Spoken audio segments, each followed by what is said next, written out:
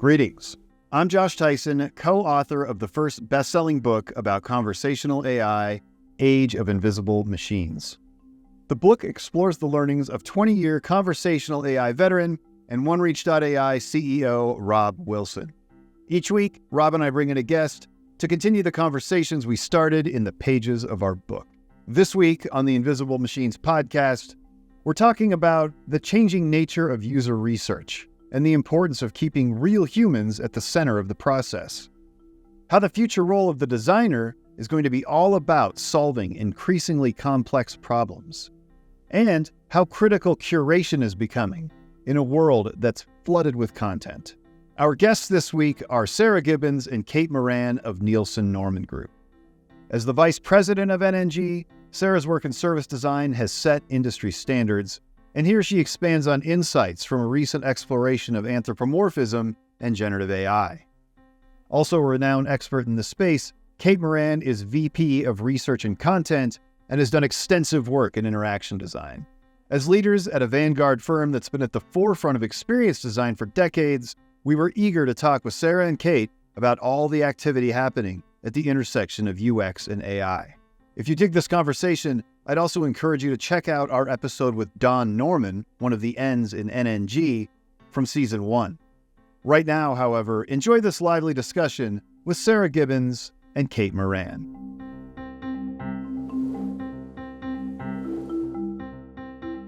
All right, well, Kate and Sarah, welcome to the podcast. We are really excited for this conversation. Yeah, we're happy to be here. Yeah, and Robb, it's a pleasure as always seeing you back in this at little you. window. Yeah, so I feel like there's so much we can talk about. Sarah, we were both really intrigued by your article on anthropomorphism, and Kate, I heard you talking about ROI as it relates to UX, and we kind of want to dig into that too. But I thought to kick it off, we could just talk a bit about the role of AI within UX. It's something that we've talked about a lot on this podcast, but Robb and I kind of see conversational AI as the next phase of experience design. And we'd just love to hear your thoughts and findings about how designers, are using these tools in their process, but then also how they are designing the experiences that people are having with generative AI. Yeah, this is definitely a big topic at Nielsen Norman Group right now. Lots of people in the UX community look to us for guidance on best practices and kind of down-to-earth practical ways to improve their design work and their research work. So this is something we're actively investigating. And I think there's a lot of different facets that we could look at this from. Maybe we could start with what you said, Josh, about conversational AI as being like kind of a new interaction paradigm, I guess you could say. That definitely seems to be a big topic right now, and there are a lot of potential applications for conversational AI. I do think some folks in the UX community, though, are losing sight of the fact that a conversation is pretty limited. There are things it's really good for, but there are lots of cases where that's not going to be the best method for achieving whatever it is the user is trying to accomplish. So one of the big issues that we've been studying right now with like ChatGPT, for example, is there actually is too much of a reliance on conversation, and there needs to be more UI features in interaction with the text, for example, in the responses. Sarah, did you want to speak to that? Yeah, we're at a really interesting moment because we are learning how to interact with new technology under heavy limitations, which is this transaction-based interaction that we can pretend is like a conversation, but really it's demands, right? And that changes not only user behavior, but how we even think about its role. And we've talked about this for decades, but a conversation is only as good as what the user knows. And so they're just inherently limited. And when we talk about conversational AI, at least I've seen a ton of things about, inclusivity and it being able to make a lot more things accessible to the masses. But what you forget is the masses have to know not only how to use it, but the right things to ask and the actual language. And so we actually published an article about this, and we're calling it the articulation barrier, which is that in order to be able to even interact right now, you have to be able to know how to articulate what you need.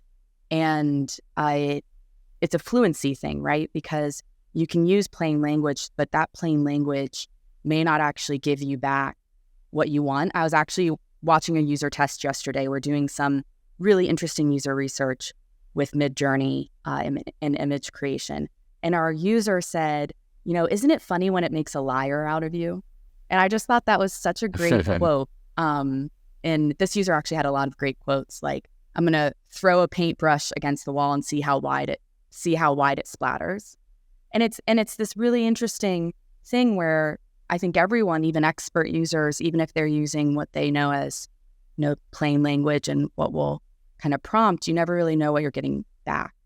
And so it's interesting. It's an interesting time to be here in this field, playing with this new technology, and all of our interactions with it being so limited in what I believe is going to actually be the future of this technology. One of the best examples of that articulation barrier that Sarah mentioned happens to be related to things like Midjourney and image creation, where if you want to get a very precise visual style, you have to be familiar with what that visual style is called, or at least be able to reference an artist or some existing version of what you're aiming to produce. And that isn't something that the majority of people, unless you're like a art historian or somebody who spends a lot of time studying art, is going to be able to do very easily.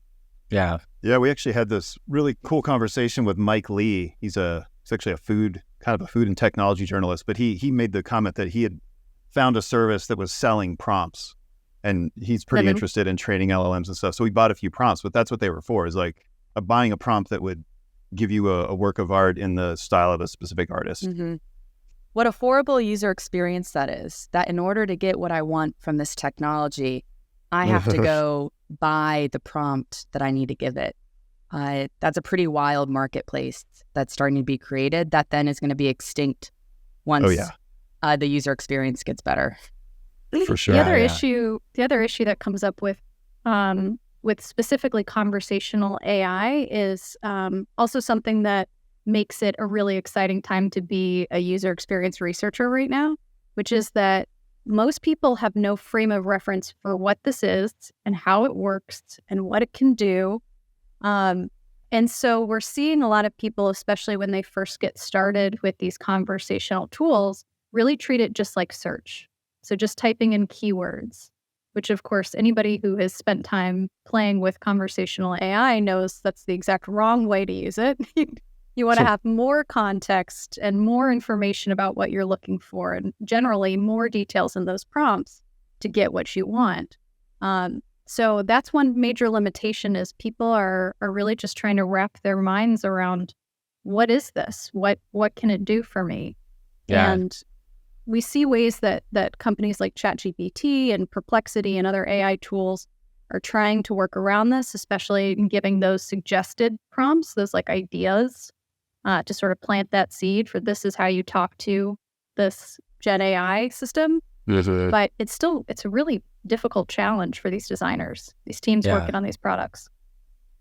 Yeah, I liken it to the like skeuomorphic phase of graphic design, when we used to make the buttons have drop shadows and the calculators look like physical calculators, and we spent all this time as designers trying to replicate real world objects to make them familiar, and then at some point we're like, why are we doing this? This makes no sense. Like, we have this benefit of a screen that can conjure up, anything. Why do we need a calculator that looks like a calculator? Why doesn't it just look like a spreadsheet? It's so funny. It's easier for people to understand. I literally wrote that exact thing in the anthropomorphism article that I published. We asked the question, well, like, why do people have to treat this like a human? It's because they don't know how else to treat it. Right. And it's like a phase we all have to go through, to go, I'll just talk to it like a person. I think where it falls down is then they look at use cases that replicate only conversations. So they're like, how do I apply this in my business? Oh, let me go automate conversations that are happening between humans. And then they get lost because the real opportunity is in automating interactions that they're already having with computers, that are really like antiquated because they're like, they're more about, this sort of geographic, geospatial area of our brain where we're saying, how do I get this done? Oh, go to this menu, go down to that thing, then go to the right, then see in the bottom corner, click that thing, then you'll see a new window, go to the top. And it's like someone explaining you how to get to the post office, right? Yeah, exactly. And when all you want to do is say, hey, how do I turn echo cancellation off? And then this is done. I just did it, And we go, oh, it's a navigation tool. Right. Let's put that on the list of things LLMs can help with, navigation. And now as designers, we go, you have a navigation problem?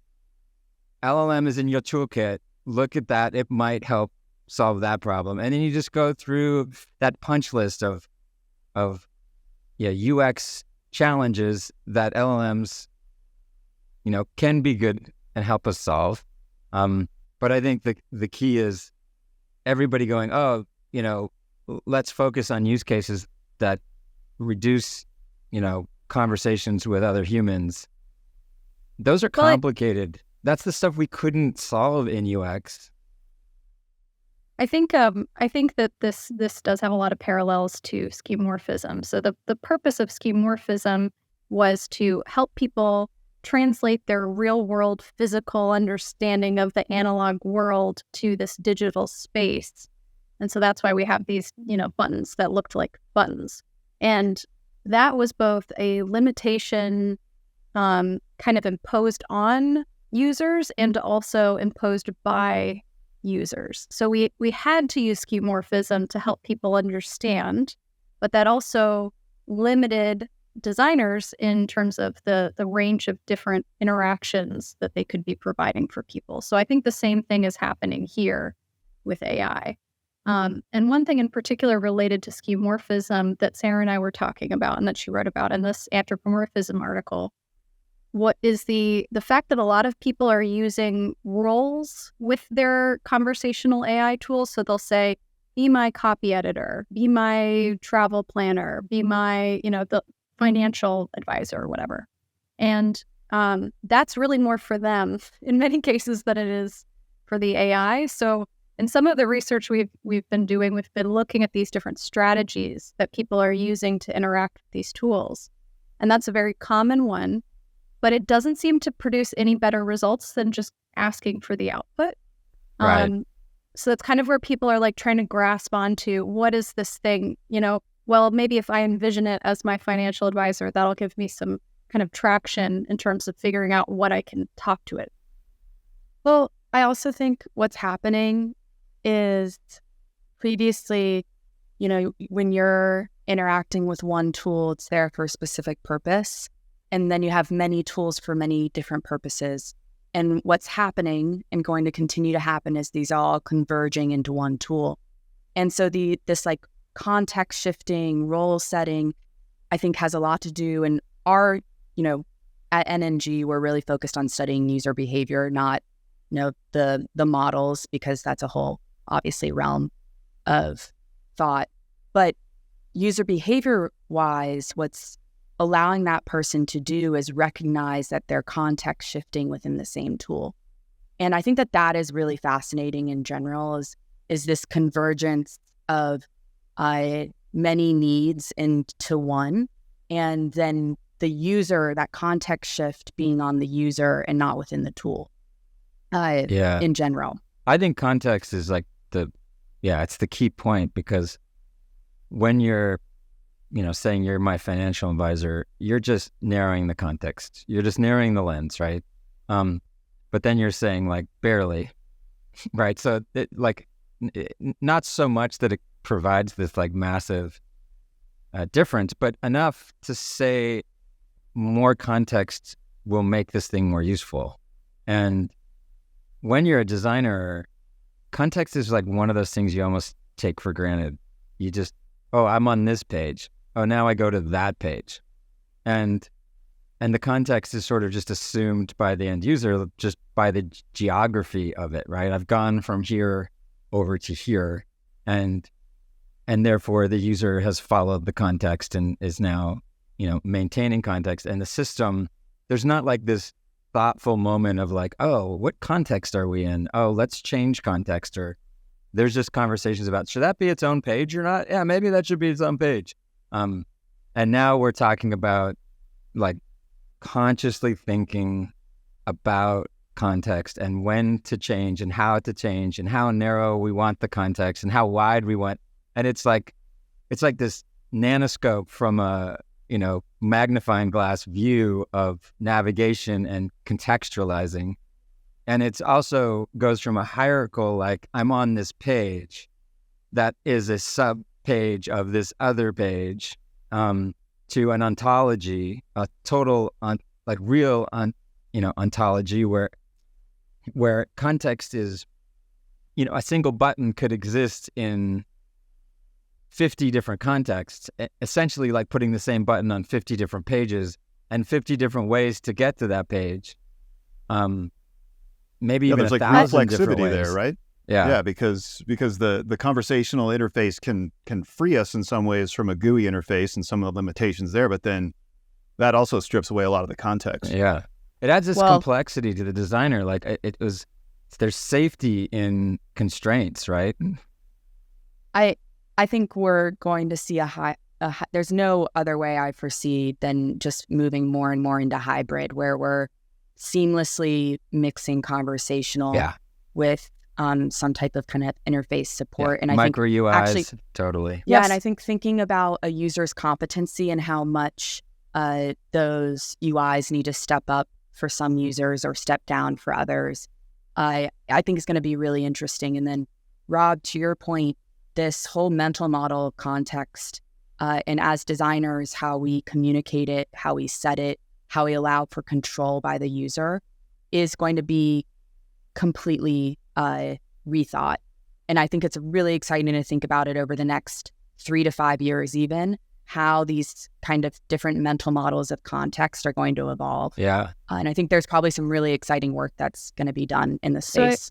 I think this is why, like what I mentioned earlier, there are situations where conversational interaction patterns are not really best suited to what is needed. And so this is kind of getting to that point. And I think a good concrete example, we use the Grammarly app at Nielsen Norman Group to speed up our editing, because it can just catch, some of those little grammar mistakes or typos pretty easily. They have an AI revision tool. So if I am writing an article in Word, I can highlight a section of my text and I can ask Grammarly to revise it. Now, I have to say that tool is not very good right now. The rewrites we're getting from that tool are not great. But I think that interaction style is much more useful and easier, and certainly easier for people to wrap their heads around, versus let me copy all of this text, paste it into like a chat GPT, and then ask it to revise. So I think we are going to see more of those sort of seamless interactions or integrations of AI into existing interfaces, where the context is provided both for the AI tool and for the user to understand what to do with it. The way we've explained it, and this is sort of a bit of an opinion at this moment, a prediction, but I think it's backed up with a lot of data that supports it, and that is that there's 2 phases coming. The first is this point solution phase, which is what you're referring to. This is generative AI enters the tools we use today, and we can liken that to skeuomorphism. Like, what do you mean get rid of my email client? That's not going to happen. And a lot of that comes down to the easiest tool to use right now is the tool we already know, even if someone created one that's that's 10 times easier to learn, it's still, the tool we know is still going to be easier, right? So people are going to say, well, that's not going to replace my email client, but it's going to replace the next piece of software that they don't know, that they don't want to learn, right? And that's a hard thing to wrap your head around. And I think that's kind of this where you're going, which is that first we see generative in our email tool, and then we see a word component, micro UI, in our conversation. And then you go, hey, I just want to let blah, blah, blah know that the meeting is going to be, rescheduled. And then that just pops up a little window that allows us to edit. And we don't care if they email it. Like, nobody cares the method in which like the idea that we care how a communication gets from point A to point B is something I think we'll laugh at later. I think about the telephony industry and the different ways that you can make a telephone call. Like, there's different technologies like SIP and PSTN and WebRTC. And I just imagine like introducing that to users and saying, oh, can you WebRTC? No, actually, I think I prefer to use PST. No, maybe I'll SIP call them. Like, why are we referring to the protocols that are used by the machines on how to communicate? Like, that's ridiculous. And so there's a moment where just letting somebody know, let the AI figure out how to let them know. I don't want to memorize protocols. So I think this is, oh, go ahead, Kate. Go ahead, Sarah. This is the role of the future designer. I think that there's a lot of fear right now around AI and designers, and what AI is going to replace and maybe reduce the need for. And it's really interesting because, of course, our medium is going to change. And I've always said it doesn't really matter what your design medium is. I think there are a lot of people are designers, and we all just have different mediums. Kate's is definitely writing and content, and mine tends to be more traditional design. And I think the designer is good at solving complex problems, and that's what we're going to continue to do. And the way in which we solve them, and the medium in which we solve them, and the manifestation of the solutions is all going to be extremely evolved. But the role, I think, actually becomes even more important than it is now. So I could almost say, this is me being a jerk, but we're not really, in the UX community, we're not really solving most of the problems that we think we're solving, because most of the people don't use software that they buy. Like, most of the features in Excel don't get used. Most of the features that are designed don't get used because traditional UIs are so freaking antiquated and difficult for most people. Most of this, apps on our phone don't get used. Most of the apps in the App Store don't get used. Like, a lot of designers design stuff that never get used, or get used very infrequently.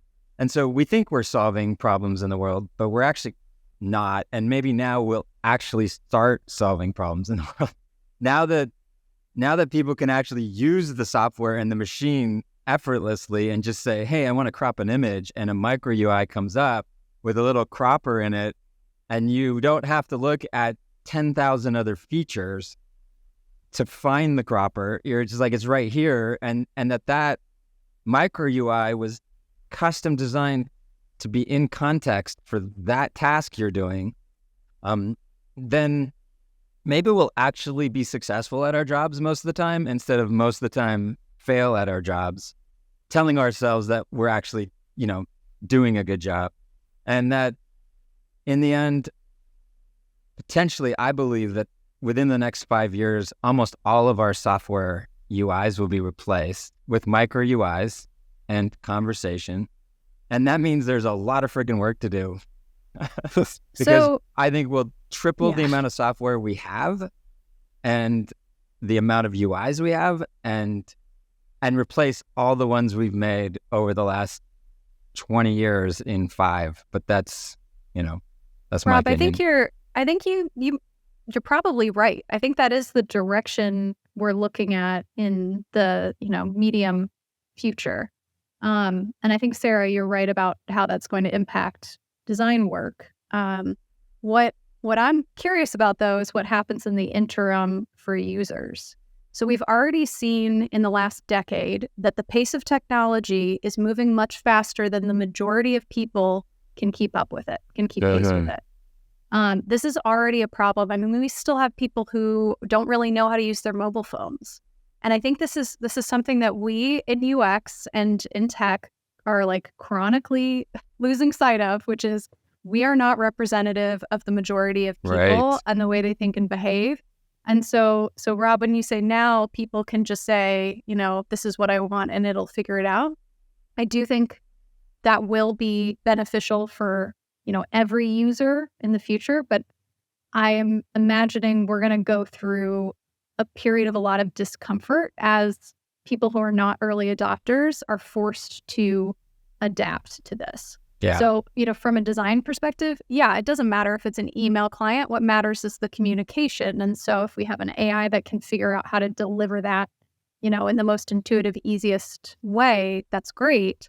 But people are going to balk at that change. And there is going to be so much, resistance because and confusion. Back to the easiest UI is the one you know already, no matter how long it took you to learn it. And that's, people will white knuckle that. Plus, our jobs are so tied to our capability to understand the antiquated UI.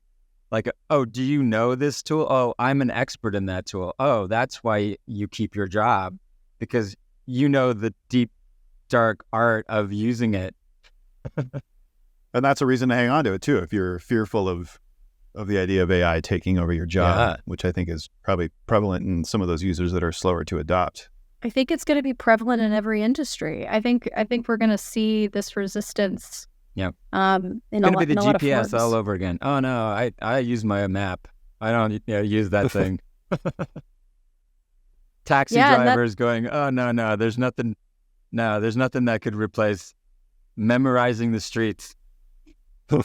Yeah, so Sarah and I sometimes get into discussions about AI with Jacob Nielsen, one of the co-founders of Nielsen Norman Group, and he is very optimistic about the impact of AI on society, and I largely think that's true. But again, in the short term, I think this is going to be really disruptive to the way a lot of people not only work but live, and there are going to be people who are getting left behind, who have that resistance, who say, like, I don't want to deal with that. I don't want to mess with that. That's scary. That's intimidating. Yeah. I don't even know how to use it.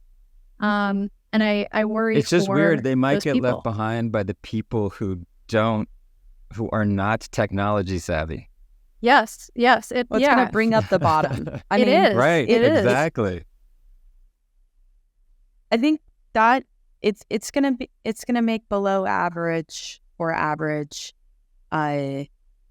people, I think, above average. And then I think the above average people are going to have a decision to make in general, and that's across the workforce and across different industries. I think in tech, we're quickest to realize it because we're kind of naturally curious about these types of technologies. But healthcare, finance, I mean, there's a ton of stuff about meteorologists recently, right? So yeah, it's interesting to think about it being somewhat of a level set for a lot of contributors. And I think also looking at developing countries with really big workforces like India or China, it's going to significantly change their ability to participate, especially if language is a barrier. So I think that's really interesting to think about as well. And that level set, it not just being within a vertical of practitioners, but it also being kind of a level set across the world. Yeah, that's a great in terms of point, countries. Sarah. I think that's that's something I have a background in information science and human-computer interaction, and I remember long time ago being in grad school and having debates about discussing how siloed the internet is, and the fact that the world's knowledge is, a lot of it has been kind of locked up in English. And so, if somebody who speaks Chinese isn't able to access all that knowledge and vice versa, that's something that we certainly think a lot about at Nielsen Norman Group, because we try to serve an international audience, but we're a really small team. We don't have support to translate all of our content into all these different languages. Yeah. So seeing some of the recent advancements in AI translation is really encouraging and exciting to me, to be able to break apart those silos and have the world's information more easily accessible by everyone. Yeah, I think also, again, this is a prediction in terms of where I think things are going. And I think a lot of folks in the AI space, my colleagues, agree with this, and that is, by design, not by necessity, we're going to, as humans, want to be in the loop on the decisions that these systems make. We want to make sure they run it past us, even if it's just to feel a sense of agency and happiness in our lives. Because at the end of the day, that's what it's all about, is, our happiness, not machines' happiness. And I sort of imagine this like almost hot or not life, where you're like swipe left or swipe. You're just making decisions in this rapid way during your day. So you're not having to do most of the work, but you are like okaying and then denying. Like the AI says we should, maybe send out a post on blah, blah, blah. And you're like, nope, but how about this? Oh, yep. and we're just going to sort of be in this mode of being deciders of our own destiny and fate, but also, as a group, the sort of fate of us as teams, and those people that, as you point out, are critical thinkers, will still be really important in being in the loop and having those decisions not be bad ones. So the AI will do a good job of curating decisions for us so that it doesn't present us with horribly bad ones. And I think that's great. Those guardrails are really fun and interesting to think about. But then within, now we have a bowling alley with the guards up, so there's no gutters, but we still get all this room, to throw the ball. And so we're sitting there each day just making decisions, because that's what we like to do. We like to feel in control, and we like to make decisions, and we like to feel like the things we decided dictated our futures and the good of our families, our groups, ourselves. And so maybe we're just sitting there just like making decisions all day long, because the AI, like, should I buy more ink for your printer? Like, yep. Do I need to ask? No, it could probably make that decision on its own. Will you want it to do it automatically? Maybe not. Well, yeah. We often see, I totally agree with you, Rob, that people want that sense of control. That actually reminds me of a conversation I had with a researcher like maybe 6 or so years ago, who was working on researching some early self-driving semi-truck technology. And he was telling me about how they were conducting these studies, and the drivers seemed pretty like calm and like they trusted the self-driving capability in the simulator. But then when they would watch, they put a camera down by the pedals, and they would see that the majority of the drivers would keep their foot hovered over that pedal. So they wanted that sense of like, but if something goes wrong, I'm right here, I'm ready. So I think that's likely, Rob, that people will want that kind of oversight and control, at least in the beginning. But maybe over time, people will become more comfortable with trusting these systems to make those choices. People's definition of control is going to change. The beauty with all of this is none of these are new design principles, right? User control and freedom is one that's been around for 25 years as a heuristic. And I think thinking about how I think actually, Rob, control in the decision is maybe the most tangible way we even think about control.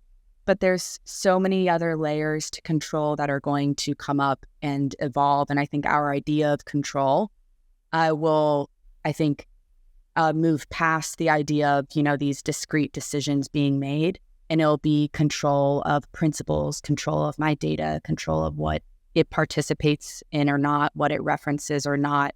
And I think that's interesting, is that if you think about all these design principles or heuristics, they're all still going to be there, but how we perceive them and their what they impact and kind of the definition of each of those are going to equally evolve.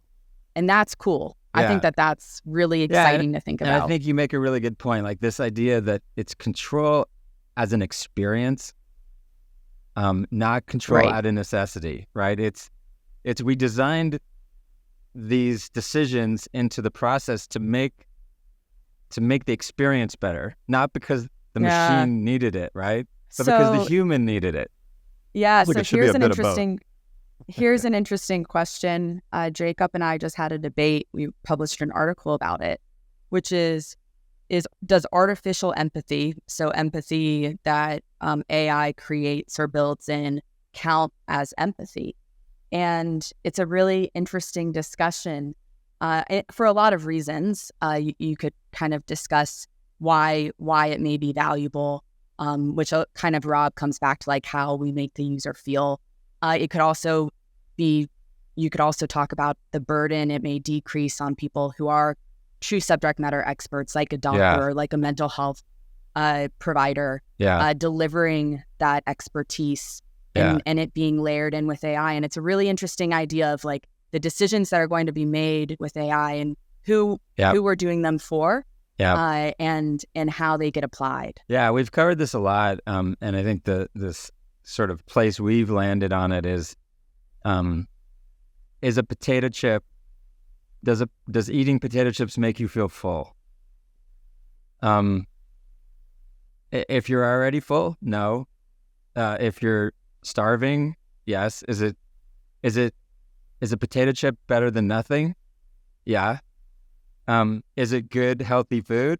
No.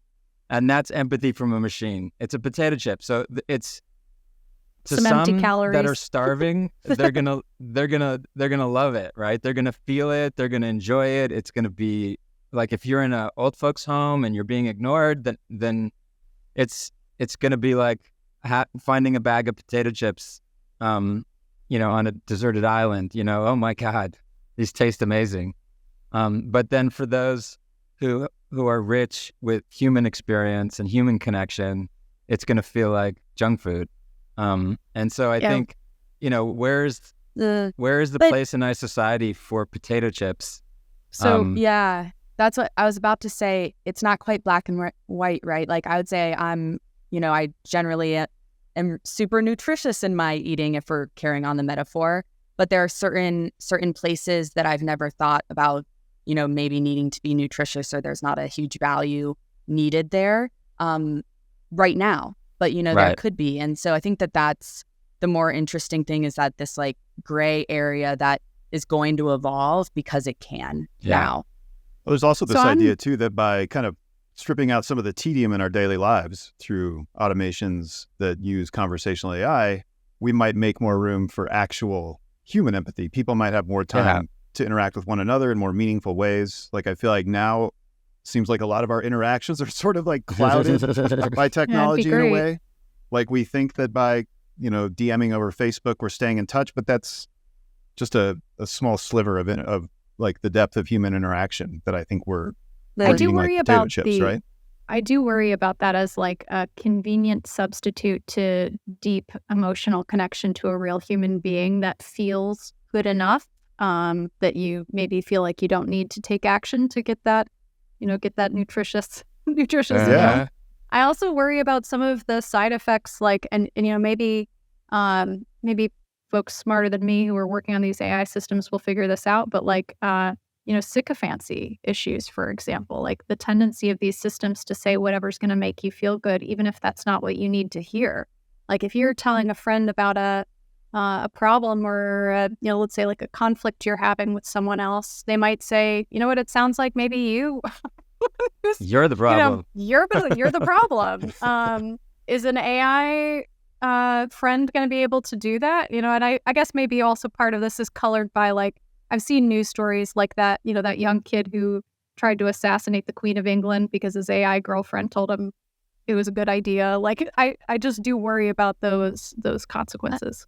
I think though that similar to the kind of Gen Z alpha approach to filters, we don't actually know how users are going to react, and there may be a pendulum shift because, prior to filters, everyone, at the dawn of Instagram, everyone applied a filter, and now, the whole, Gen Z and alpha aesthetic is anti-filter and anti-posed, and that's a whole separate user behavior that was born out of this evolution of technology and social media. And I think, that's a really obviously discrete and rather topical example. But I do think that with such large shifts like we're seeing, it becomes much harder to predict how users will react. Yeah. Well, one thing we know about people is that they love stories. I mean, we love stories. We buy based on stories.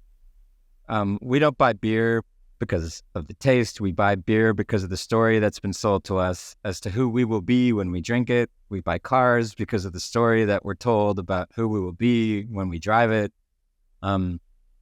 People, part of our connectivity, if not most of our connectivity, is co-creation, and most of what we co-create verbally is stories. And the story behind all of us on this call starts to emerge as we talk and as people see our facial expressions, and we reveal details about ourselves, and we start inventing the backstory for each of us and the forward story, right? AIs don't have a story. There's nothing there's no like, where were you born? It's like watching, robots race in the Olympics. Like, there's no story. We want the underdog to overcome. Like, there's no way we're letting go of our storytelling and our desire to hear stories. And I think building those stories in our minds as we see and interact with other people, that's a big ingredient to what is nutritious about connectivity, right? And I'm sure there will be AIs with backstories. We see it with gaming, right? But they are artificial backstories. I mean, just like, sure, the Olympics of robots racing each other and fighting each other. But could that lack of story be an advantage? Of entertainment, but it doesn't compare to the fact that, we want to see real people. So will the Formula One be self-driving cars? No. There may be another race, but it'll always have to be a human in there because we want the story. We love stories. Well, yeah, Rob, I wonder if, like, in a design setting, if that lack of story could be advantageous. I think it ties into anthropomorphism. If you're trying to not deceive people or mislead them into thinking they're speaking with something human, the lack of a story is sort of advantageous. But then there's the other side of it where, like in your article, Sarah, like the role play thing was fascinating, right? Like, if people discern that this generative model is like an expert in a certain area, they're more comfortable speaking with it. They kind of know where to start with it.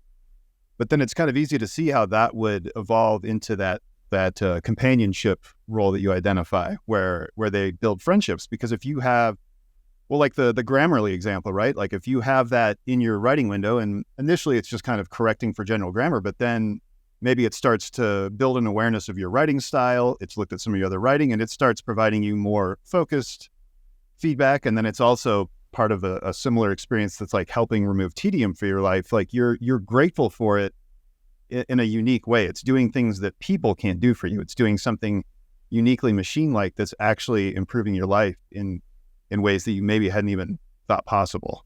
Well, and we know people are already forming emotional attachments for that reason. Like, we've certainly seen that in, for example, the diary studies that we've done to see how people react when they're especially new to these conversational AIs. And people do seem to bond with them. This is, by the way, not a new phenomenon. This phenomenon of people empathizing with and feeling emotional attachment to computers. One of the earliest documented instances was in the 1960s with a very simple psychotherapist application, which just would ask questions about keywords like, somebody says they're upset with their parents, and then the bot responds and says, why is that important to you?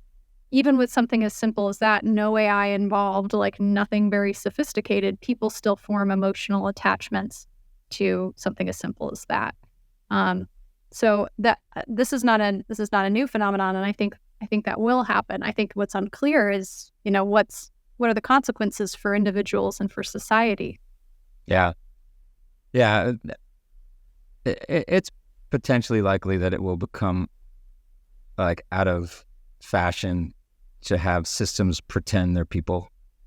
I think it's already out of fashion. I mean, we've seen this with some of the studies we've done with AI chatbots. It is amazing how suspicious people are of any kind of chat. Like, even if it's clearly this person is interacting with a human on the other side, we see that in our testing, users will be like, but I think this might be an AI. So they're very suspicious.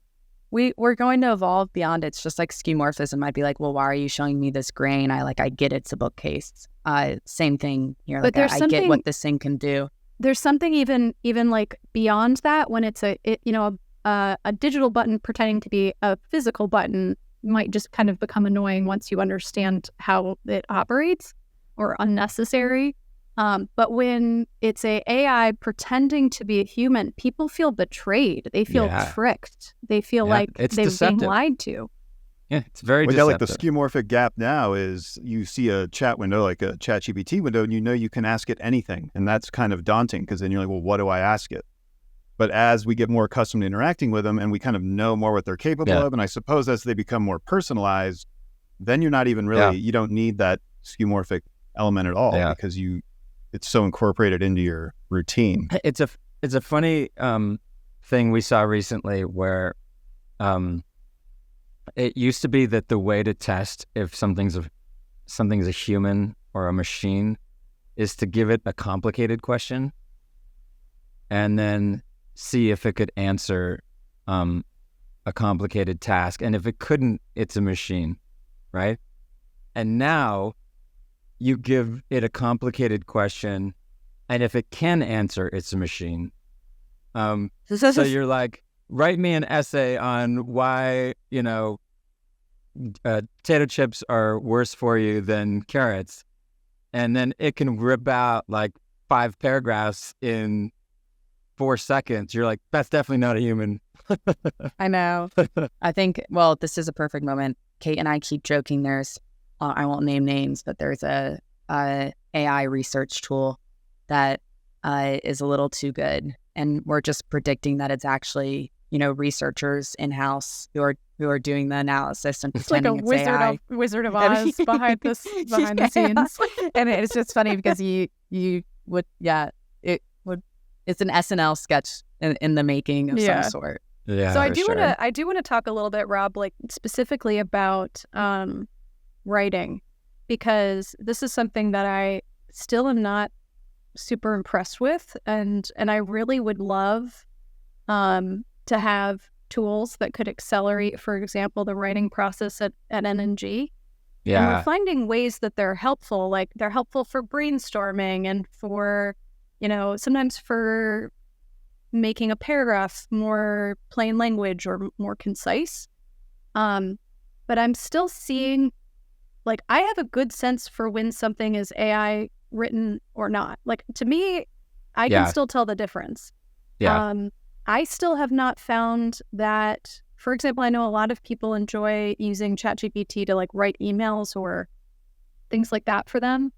I find that like by the time I've written out the things I want it to cover, I could have just written something myself. Yeah. And I think this might be because this is where I have expertise, and this is kind of like my passion. So something that I'm an expert in. And so like Sarah said earlier, it's going to bring up the people who maybe struggle with different skills. Exactly. That can help raise You're that the up. writer that they want to be. You're not trying to be a better writer yourself. I also think the difference, Kate, there is that most people can't tell the difference, right? Like it's like for Josh and Rob, I basically use Ideogram to make a few, designed UX slogans, and I put them up on LinkedIn and said, which one of these did I make versus AI making the other 5? And less than 50% got it right. Which offended her. She was like, well, I'm How like, come dare on, you. team. Like, what? You know me. Yeah. Well, once I got over the ego hit, one, people tend to think that the one that a human designed also kind of correlates to their favorite, which I had asked, which I think is interesting in general. And then I think the other interesting thing is just blanket that most people can't tell the difference. And so, Kate, you may be able to read a paragraph and tell the difference, but most other people can't. Totally. And I think that that's kind of the we're getting into the nuanced, kind of more sophisticated use of these tools by the people who can probably already do that task, but we're making them more efficient. Yeah. So I think this is something that like Sarah and I talk about a lot. Like we've talked about what role curation and taste and kind of judgment will play. And this kind of gets back to what you were saying, Rob, where we're just being presented with options and making choices. And it really feels like that is going to be a differentiator. However, it depends on who the audience is. Like maybe I don't like the content that ChatGPT tends to spit out, but maybe I'm being overly picky. So it's going to be interesting to see in a world where you can, writing, for example, you can produce infinite amounts of content almost immediately with these tools. How does that impact what we consider to be good writing? Yeah, and I think it's story, right? It's art. So AI can paint. Who cares? I don't want to go see AI paintings, but I want to hear the backstory of the artist. I want to hear how they got into art. I want to hear their struggles in life. I want to hear how that painting came to be and how that perspective exists. So Rob, I think you're the you. anomaly. Yeah, I know. Rob, you are not the user. Because I think maybe, well, also you're a podcast host, so like it would make sense that you're very into stories. But I think there are so many cases where people just want the output and they want to move on.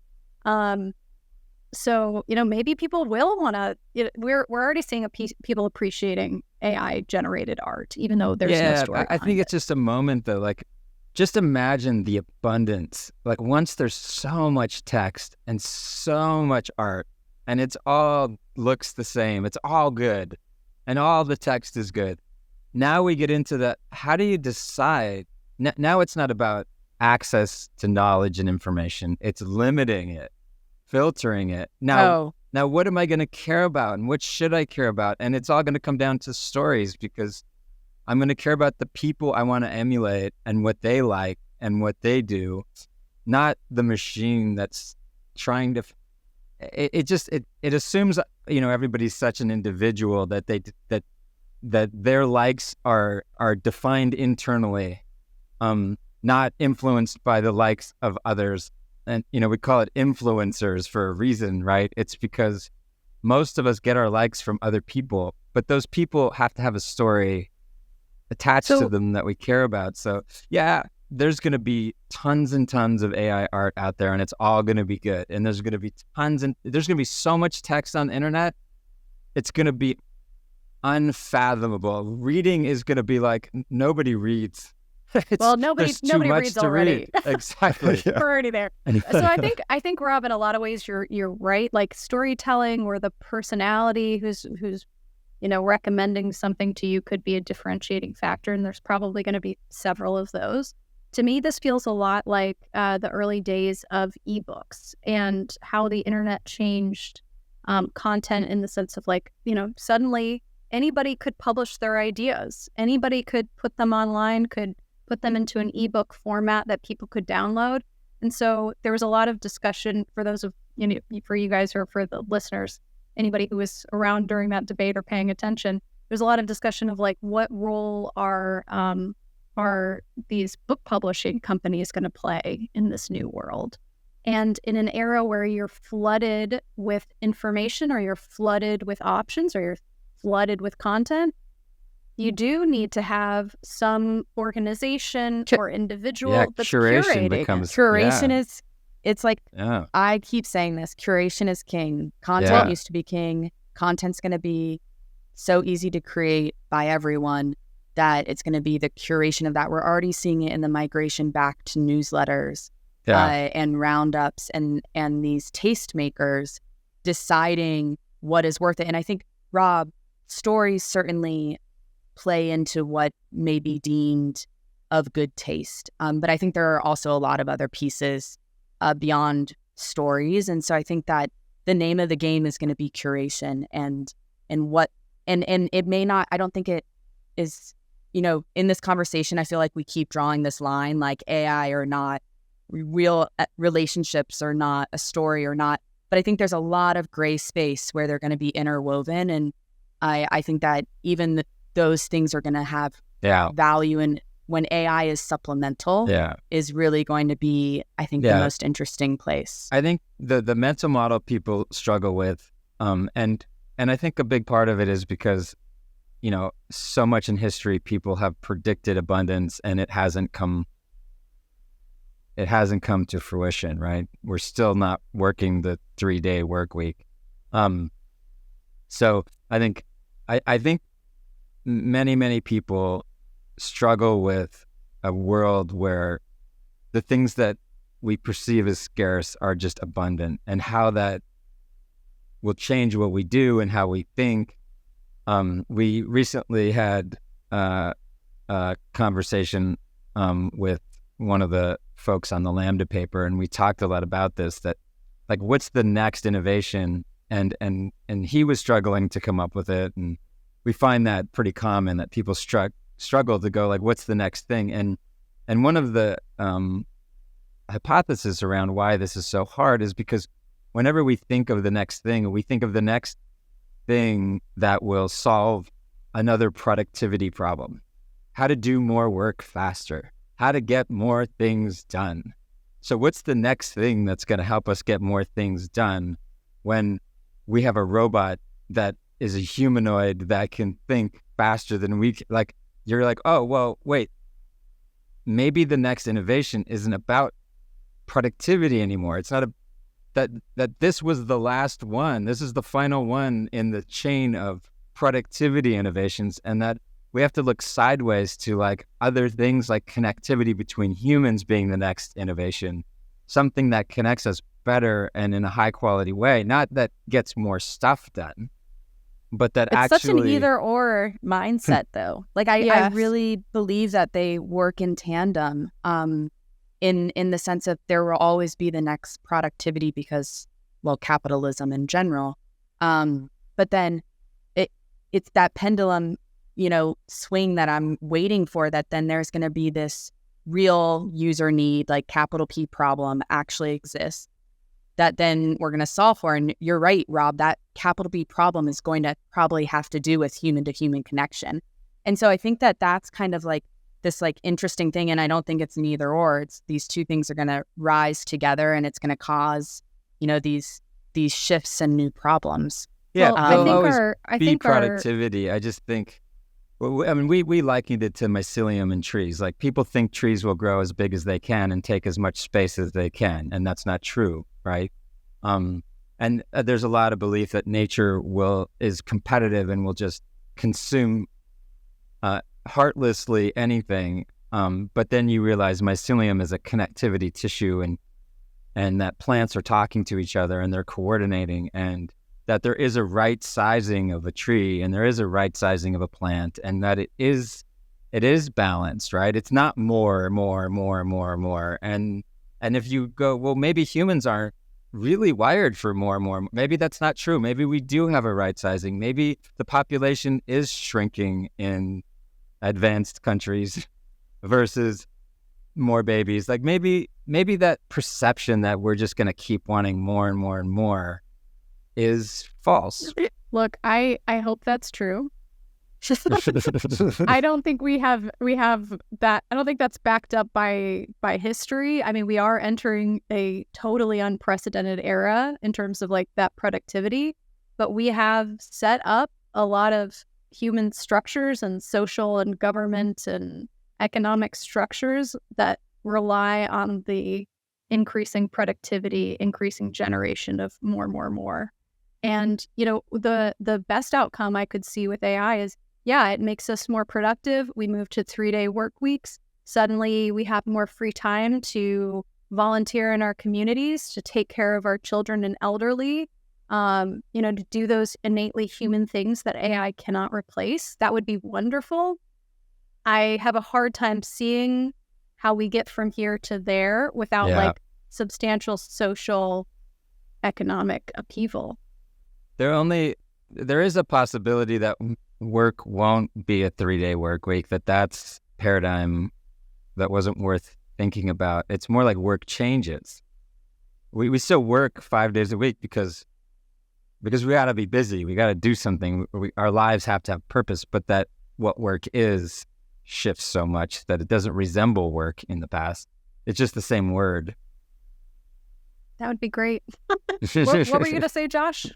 Oh, well, we had a conversation with Ben Goertzel, and he echoed sentiments, I think, similar to what you mentioned, Jacob Nielsen brought up, that I think he's super optimistic about the future with AGI, but he is very unoptimistic or pessimistic, I guess, about that like 5 to 7 year road getting there. And I think a lot of that has to do with probably like the way businesses decide, like big businesses in particular, decide to start integrating this. And it makes me think, like you were talking, Kate, on a podcast about ROI and how maybe that's just kind of a broken term in a way, because within the UX space, you know, you're trying to attach financial outcomes that kind of hinge on human behavior, which is hard to predict. And then now we're adding in this other layer of generative AI, which is also somewhat unpredictable, and putting that into the mix. And so that term does start to feel outdated in that way. And then also like what you're talking about, like if we want to get to that work week, the 3-day work week, or the scenario where we're just like volunteering more, spending more time with people,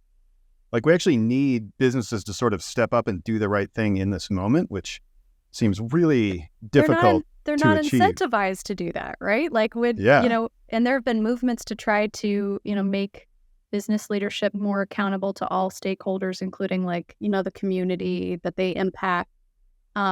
But that still isn't happening. They're still accountable to shareholders, and that's the primary driver that is going to impact decision making. So yeah, like if you know, if I'm making decisions for a business, which Sarah and I often are for Nielsen Norman Group, but if it was a much larger company, let's say, and suddenly I have AI tools that can produce far more than my human workforce and require a lot less investment from my company, if I'm only accountable to shareholders, that's kind of a no-brainer. Why would I not make that trade?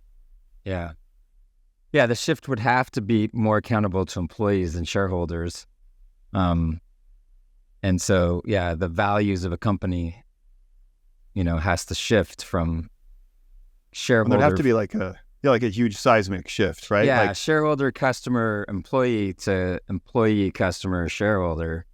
And I don't think we're just talking about one company here. We're talking about all companies, which, you know, in a capitalist system are some of the most influential factors. So this is where we're veering out of AI into like a very philosophical, you know, political conversation. Yeah, it's so hard not to, because there's a company out there called Workday, and most people know of it in the sort of enterprise space, and I find them fascinating in a way because they sell HR software, so their reputation as an employer matters so much, right? As they're trying to sell their software, if their employees, you know, if their score on Glassdoor is terrible, who's going to buy their software? So they have this like puzzle, right, where they've got to maintain a really good relationship and create a great experience for their customers. I mean, for their employees, so that they can gain customers. Yeah. And I just sort of see it as a micro moment of like, could that become more important as a value of a company?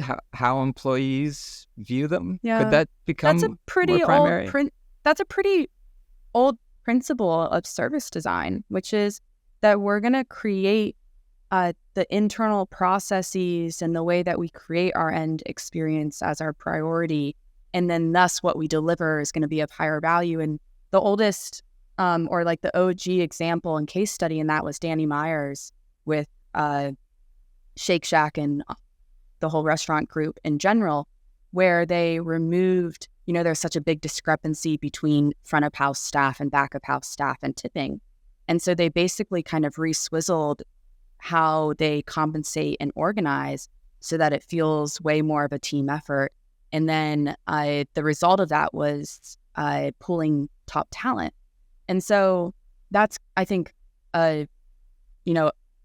original example of, creating somewhere that people want to work creates better product. And I think that there's that balance, but at the end of the day, you're still hoping that the majority of true top talent cares about where they're working and not just money. Yeah. Right. And so it's this like interesting, I think, and also, balance. How much top talent do you really need in a world where you can produce so much with so little, and you really just need your workforce to have that judgment or be those curators and make those decisions that are offered up by these tools. Yeah.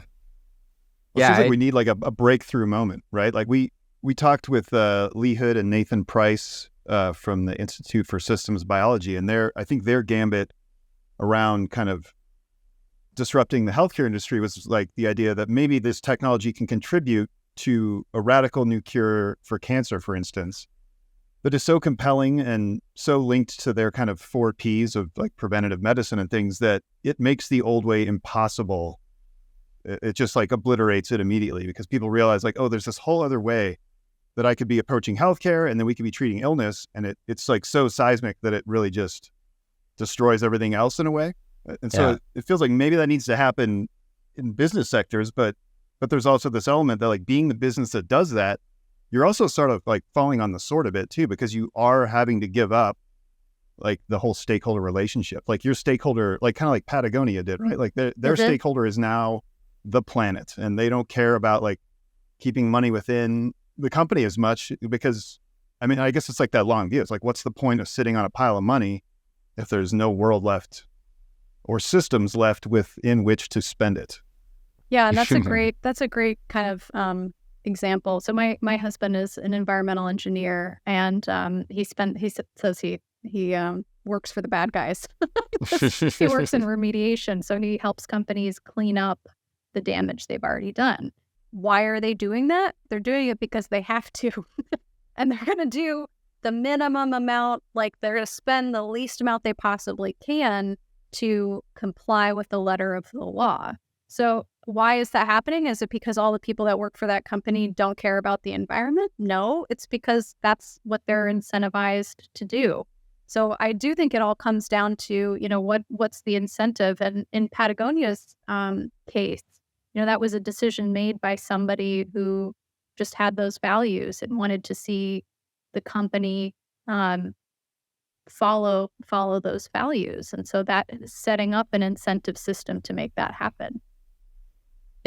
And it also has to do with education. I know you had Don on, and he talks quite frequently about the circular economy. And I know design education is really thinking about how you train future designers to think about that whole system. Both, I think service design is actually just a piece of that, but then it's, the whole feedback loop and existence of how that thing that you're producing comes to fruition. And so I think to think 10 years in the road, obviously we've talked a lot about technology, but I also think that hopefully we've gotten to a place where these designers and people making really big decisions are not only incentivized, Kate, I think that's probably the most important, but actually know how to think about the system and all the different effects of the decisions that they're making. Yeah. I think it's interesting that this invention happened during COVID, that we invented a way to talk to machines while we were separated from other people. it feels obvious, actually. I Was know, it on purpose? I think in hindsight, I think people are going to think it was on purpose, that we did this on purpose. But those of us in the space know that that's not the case. It was just a coincidence. But one thing that COVID demonstrated to me is that people can change fast. I mean, we adapted. What a ridiculous change that was. Like, all of a sudden, you can't go in your office. That's it. Have to be properly motivated. I think there was probably very few scenarios that would have achieved that level of change. Yeah. And Nielsen Norman Group is a great example of that. We had talked about, can we do our training online? And we had always thought, oh, no, that's probably not going to be a good experience. We had to turn, in 2 weeks, an in-person event into virtual. And we nailed it. And now that's how we offer our training, and that's what people prefer. But we had to be kind of put in a position where we were forced to adapt. So I agree, Rob. I think people can change. I think they are going to change to adapt to AI, but it's going to be interesting to see how that happens. They're going to complain a lot. Yes. One thing we can say about There's users also is they do There's complain. going to be a lot of mistakes. I think there's going to be a lot of mistakes by the people who design, by the people who make these business decisions, and also by users. And I think some of these mistakes are going to be really big. Yeah. And we may not realize they're a mistake until after the fact. So buckle up. Yeah. Yeah. Well, you mentioned Don too. I think he maybe made the point on this podcast, but if not, I'll paraphrase and make it now. But like, as these tools become more prevalent and powerful, essentially anyone who's interacting with them becomes a designer, because you're most often going to be designing essentially software solutions, disposable probably software solutions that are meant for your life or your circle. And so it's probably really important that more and more people understand the ideas behind design thinking and understand the other aspects of the technology that are maybe less, exciting, like, how it works on the back end to some degree. Yeah, I think the implications, that's always the tough one for us. So self-driving cars, like, oh, you mean I'll get in my car and say, take me to work, and it will just take me to work and I can read a book on the way. And it's funny for me, there's so many things wrong with that. Mostly that I get car sick if I read in the car. But what folks aren't thinking about is that car ownership is in question, and that if you own a car, it might be out there running Uber rides and making money for you. And because it can drive itself and it's picking up stuff that it thinks you need. And a lot of folks are like, it's going to take a long time for that change. But then you go, okay, so like, imagine I work as the head of transportation for a city, bus system, and self-driving buses are on the horizon. Am I not going to look at self-driving buses as like, am I going to keep buying the old buses that need bus drivers, or am I going to start looking at self-driving buses? And then if I look at self-driving buses, am I going to be like, well, why do they need to be buses? Why can't they just be cars now? Because I don't have to put a bus driver in them. So maybe I don't need buses anymore, and I can have people picked up in a couple of minutes. And then you're like, and I don't need bus stops anymore because they could just pick them up at home. And then they don't need cars anymore because the public transportation system, and we just don't think like these implications of the technology.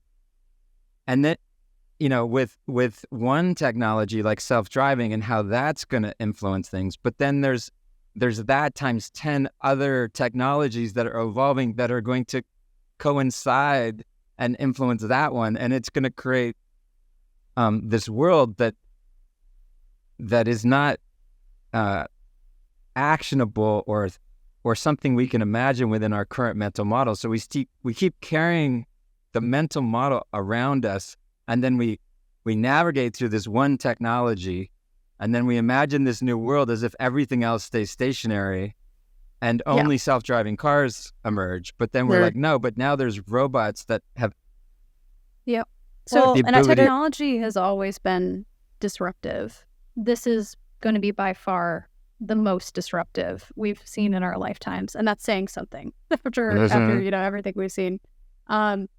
And I think it is really hard to plan out what those outcomes are going to be, and we just won't know until things start to shift and start to change. I recently heard someone say that AI is both overhyped and underhyped, and I think that is definitely true. And I think it's in some ways underhyped in what you just said, Rob. The fact that like there's going to be implications and ripple effects from this that we just cannot anticipate. Some of those are going to be positive.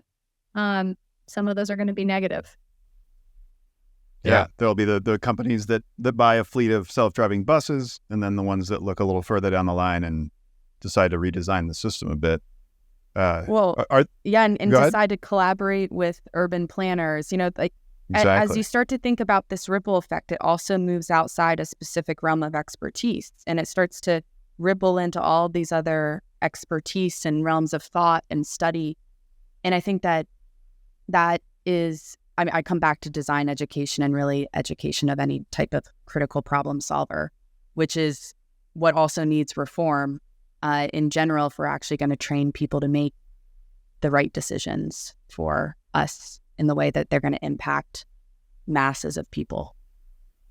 Yeah. Are there use cases that you've come across in some of your research and work that you think are maybe both attractive to designers, but also might be good for kind of priming their minds for this kind of new design paradigm because I mean, designers, I think typically are a little better at taking the long view than other people. But as Rob mentioned earlier, sometimes designers can get caught up in features and things that might not ever even come to much use, but now they have an opportunity, right, to attack these things in a new way. I think you're right, Josh. I think that designers have always been pretty good at taking the long point of view and whatnot. What I don't think designers or researchers have been very good at is advocating for the right things to be done. And so Rob, you were complaining, for lack of a better word, of the feature bloat in a lot of the common products we use, and those aren't there because designers thought they would be best. They're there because a stakeholder wanted them to be there. And I think that in terms of preparing ourselves and anyone listening for what's coming and the people who are going to be most successful, both in traditional terms of success, fame, money, job opportunities, but also success in terms of ethics and decision-making and kind of a strong set of principles, are going to be someone who can communicate and translate what they know and their expertise and the impact they understand something to have, and make the case to the people who make those decisions. And I think previously we've been in a world where it's very few people can speak both fluently. Yeah. I see a lot of companies, and I'm just hyper aware of it now, like customers of ours that are just big organizations that have been around a while. And I can see that one of the primary drivers of their success is the company's culture and ability to get people to do things they don't want to do. That's their secret sauce, right? They have a structure of pressure and competition to drive productivity out of their staff, and then that's something they're able to do at scale. And you're like, wow, okay, that's their leadership now reflects, that culture and that capability. They're authoritarian, they're aggressive, they're structured, and they sort of drive and push people. And I don't mean that in a negative way. I just mean that, whether it's positive, like a coach drives their team, or whether it's, oppressive, either way, they found their way to get the most productivity out of their labor force. And we go, is that the culture that's going to thrive in a world where, labor is taken for granted? Is that, like you said, does the shift now happen where creativity and the creative folks have a bigger voice at the table now because that's what matters more, and that that being able to push people to do stuff they don't want to do is not the way to, to succeed anymore. Or obviously I'm speaking in black and whites in a completely gray neighborhood, but yeah. That would be a great outcome. One of the things I'm a bit concerned about right now is the impact that AI is going to have on user research. So it's a pretty rough time for UX researchers right now in our field. A lot of them have been laid off as budgets have gotten tighter in a lot of tech companies. Unfortunately, researchers in many cases have been the first to go. And, I Isn't find that crazy? Yeah, I know. As a a researcher, I find that really disappointing. And what I find even more concerning is that I'm seeing more and more tools being put on the market, basically saying your research can be automated by AI entirely, or even as extreme as you don't even need real users. Just use these AI generated users, and they'll give you feedback on your product, which Right. just undermines everything that we believe in UX. Yeah, and so it's, Yes. it's That's frustrating. checkbox research. Like I could check the Yes. box, I did research, but Yes. it informed nothing. Yes. So that's exactly what it is. It's a lack of understanding of what the purpose of research is and how it works. And that's how just, I think, a symptom of the fact that UX in general is just, for most companies, it's not like Apple. It's a checkbox item. And the UX folks are brought in to check a box. They don't really have power. They don't really have influence. They're not given agency within the organization. They fight just to be heard. And at the end of the day, it comes down to skinning an app, and making it look cool. And I'm really hopeful on this front because we do a lot of user research, watching people interact with conversation, and it Real gets people. deeper now. Yeah, it gets real people. It gets much deeper now because words are so powerful, and words can be interpreted in so many different ways, and so there's so much nuance and texture now, and It's nuanced. how you make someone feel, and how you want them to feel, and how to recognize certain personas. And now you can talk to different personas in different voices. And I just feel like I really, really hope that this is just a calm before the storm. Like it's all of a sudden going to crack open when we don't have a single UI for all of your people that use it. And now we have to get into this nuance. All of a sudden, it's just going to be a huge puzzle, and that the rewards will be there, because if you talk to me in my voice, I'm gonna respond in kind, and there's so much influence. I mean, we have one of the folks on our team is a professor, and one of the things he studies is just how even when you communicate with other people, that the frequency of our voice, we harmonize. Like that's how much we sort of mirror in each other, that even at the harmonic level. And so now you think, oh man, so that means that we're going to have AIs talking to people, and people will morph and start mirroring the behavior of the AI, and that can allow you to create certain experiences for certain people that that are going to be much more hyper-personalized. And Oh yeah, Rob, we're not going to be reading the same news article in a year or two. It's gonna be tailored to you and tailored to me. And I think regulations around this type of thing are going to be way too slow. And honestly, I don't even know how useful they'll be regulating these kinds. So when you say that, Sarah, like the immediate thing I think is like the echo chambers that have been created purely from social media, which it hasn't even been that nearly as sophisticated as what AI will give. They're just going to get smarter. Yeah, And those we've echo chambers are seen- going to get deeper. Again, I keep thinking about like the societal effects. We've seen how detrimental that can be for society. So I do worry about that as well. yeah, I think heard like journalistic bodies talking about, or the idea that like newspapers in that scenario, right? They're not like writing the news anymore, but really what they're doing now is being able to determine what's real and what's fake and what's generated and what's like comes from an actual source, which is actually curation. Insanely difficult. But I guess at least they're somewhat up to the task because they're sort of already steeped in it. I think one area of user research that I think is going to blow up is understanding that there's an overfitting problem in AI, that if you provide it too much context, that it's like providing it no context. And there's a right size of context for these systems. And not all context is equal either, right? There's some strong stereotypes occurring that make some context much stronger than others. And so deciding what context should matter and what doesn't. To these tools, all context is equal. If you include a detail in a prompt to ChatGPT, it's going to follow that. It's going to assume that's important.